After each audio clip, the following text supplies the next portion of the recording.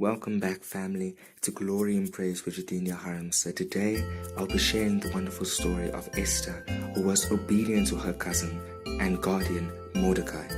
Family, we all know the story of Esther in the Bible, who became a great queen in her obedience. You see, to follow your calling God laid out for your life, we must be obedient in God's commands.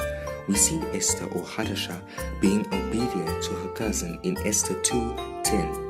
And it says, Esther had not told anyone of her nationality and family background because Mordecai had directed her not to do so. You see, family, Esther was a Jew. That's why when the king called her to the palace, along with all the other beautiful young virgin women of the land, she did exactly what her cousin told her to do. Otherwise, she would not have survived.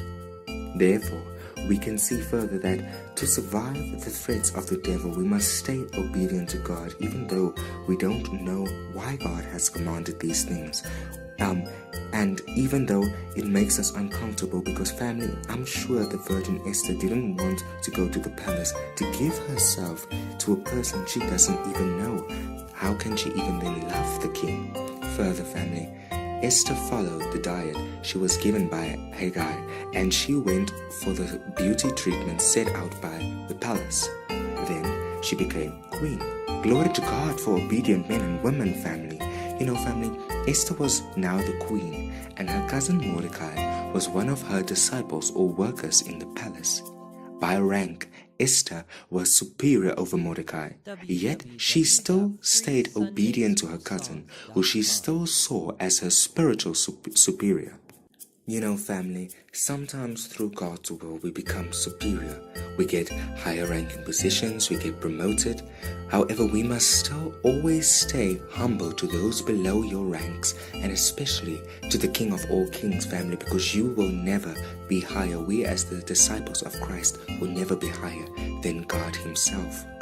So later we learn that Haman, son of Hammedatha, rose up the ranks and got promoted to the Agagite over all the nobles, making him the most powerful official in the empire. As seen in Esther chapter 3 verse 1, he had a wicked plan to destroy all the Jews. And in Esther chapter 4 verse 1, it reads, when Mordecai learned about all that had been done, he tore his clothes, put up on burlap and ashes, and went out into the city crying with a loud and bitter wail.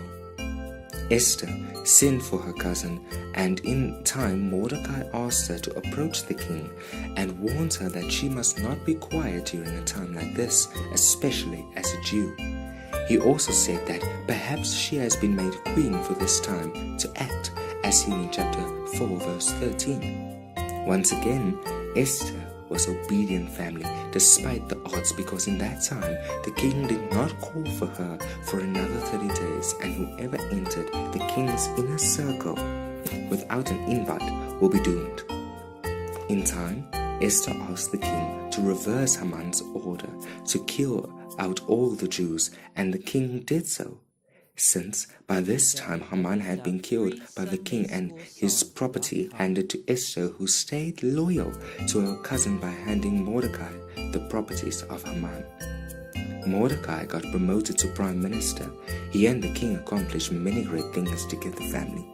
Because you see, Esther followed her calling in her obedience to her cousin and to God, and she accomplished many great things. Sometimes we don't understand God's calling. Sometimes it makes us uncomfortable. But when God is in control, he can change everything, family. He can change all circumstances, and he can remove all situations. He used Esther to save the Jews from Haman. Family, he is using you to do great things in this time, family. The time is now of your visitation. The visitation hour is now, family.